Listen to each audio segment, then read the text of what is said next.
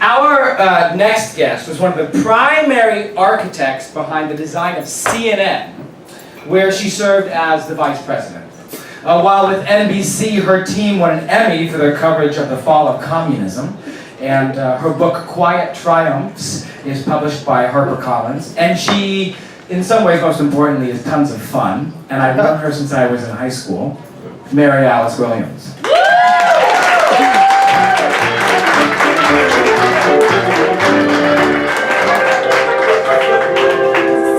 Take a seat, grab a mic, Mary Alice. Mary I Alice. have to follow these talented people. Okay. Oh my.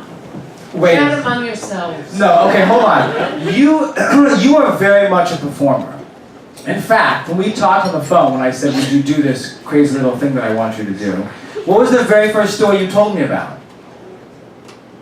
I've always been shy. I mean, that Oh, song, I right? mean, yeah, I had a musical theater, a dark history of musical theater. Yeah, but you got one Which story. ended, and simultaneously, when I was a child reporter as well, and a girl, which back then was not even possible, but I was. But musical theater was my backup, and because I was a child, I was a dancer, and I was doing a roundoff in one of the numbers, and I spotted the guy. This was just when drugs seemed to be a good idea. You know, it was like the 70s, and my catcher just looked at me.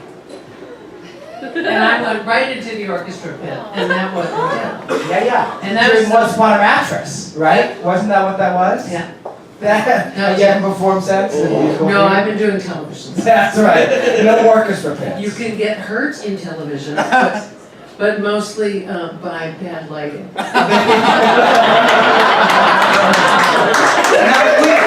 Remind me, where and when exactly did we meet again? 2005, my oldest daughter, Alice. who's immensely talented and happens to be in this room with her sisters, was in Ragtime with Joshua. And Joshua played Tata, the father. It was right? I've actually played younger brother. Joshua I wanted played to play Tata, the father. Oh, I remember. Yeah. He played younger brother. Yeah. But he was magic on the stage. So was Alice. But he was magic. And I fell immediately in love with this guy. And we could, do you not, now tell me this is true. Everybody needs a mom and a wise, older, kind, not mom. Right? Yes. So I became Joshua's wise, older, kind, not mom. Right? Yes, and my mom's actually here too, aren't you, Jennifer? There she is. They're my kind of wise. No, I'm great. No, my mom's great. So you have a fabulous one. Yes, I have two mothers here. And there you go. Actually, my mother, when I said your name, so you know my mother works for Raz Baraka in Newark now. She's on the senior staff. You have to call me, I need Well, she, when I said your name, she goes, oh yeah, I know Mary Alice. you. Yeah. I mean, I don't do that personally, but you know her from television, right, Jennifer? Yes. Yeah, she knows you from television. Anyway, so my wise, or not mom. Right. And we clicked, and you're just tons of fun. And then anyway. then he went to Washington and vanished from the face of the earth as far as we knew. And then I was working in the studio at Lincoln Center just a year ago now. Yeah. And waiting for a subway because that's what we do. And there you were on the subway, and we went. I And know. that was it. I know. And you got on the train and we haven't seen each other, and it had been like 10 years or something crazy like that. So here's my question. So you've done so much in broadcast journalism, and I'm curious how in your, would you like some wine? Not good. Okay, I'm gonna be like, where's it going? Okay.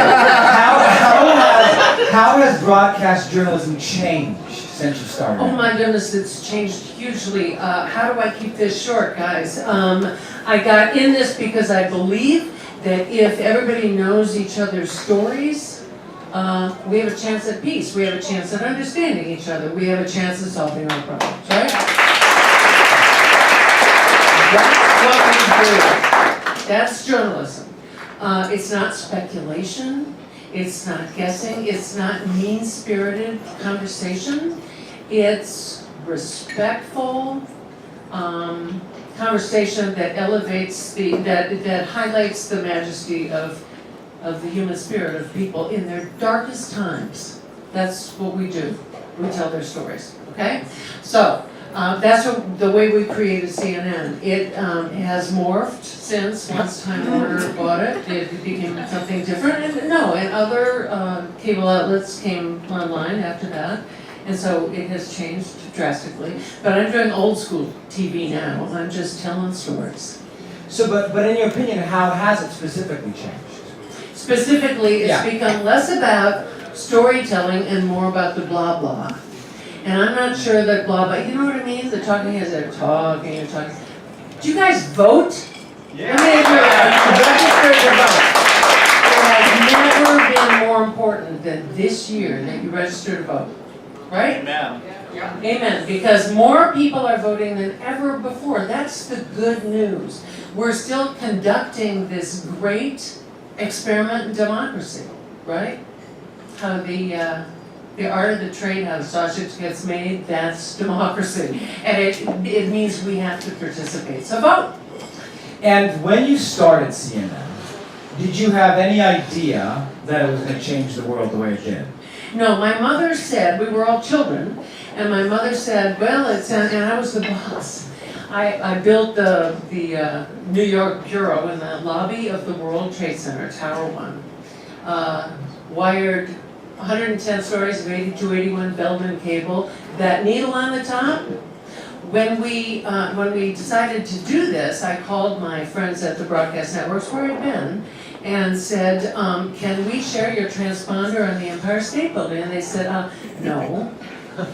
So I built my own transponder.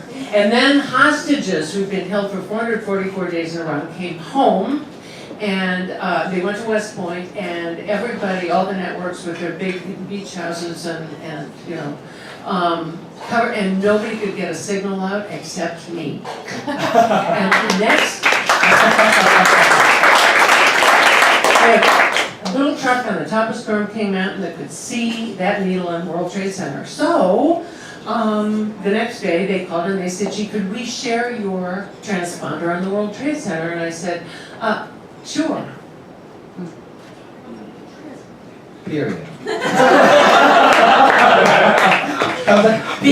Because if you create opportunities for other people, you do better. Right? Everything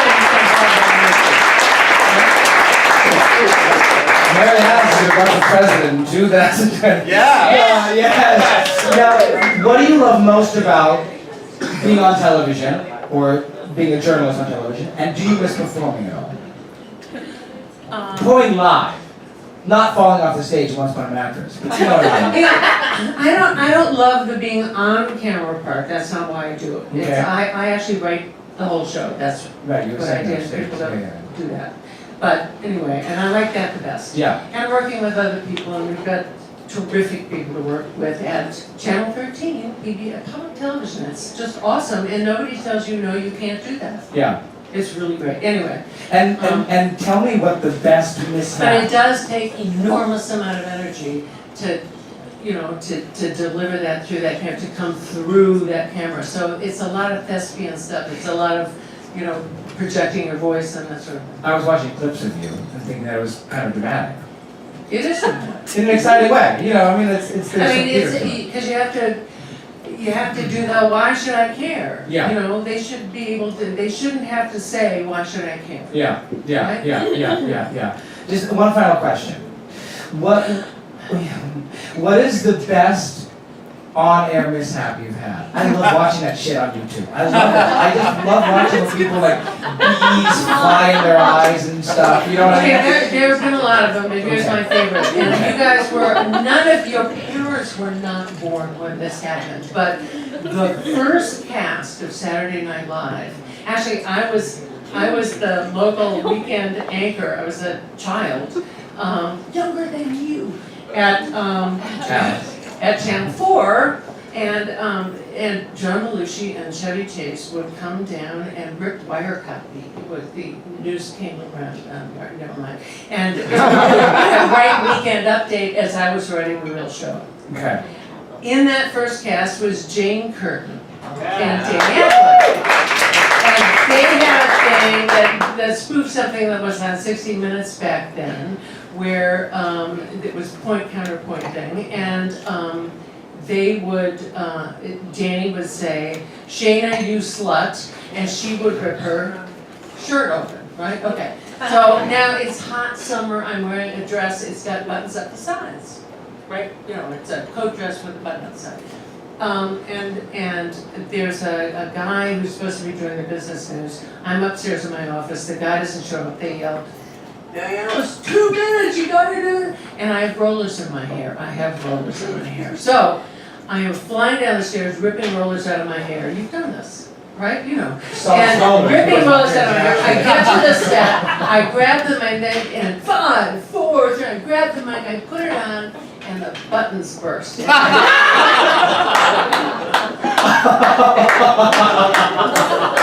In a black bra. And ratings soar! at 2 in the afternoon, there are children watching. So the director wisely zooms right in on my face, but I have now lost it. I cannot get through it. Is there a clip of that somewhere? Oh, it's everywhere. Oh, Jay, well shit, I wish we found that and played that. That's good. Next time. Ladies and gentlemen, a big round of applause for Mary Alice.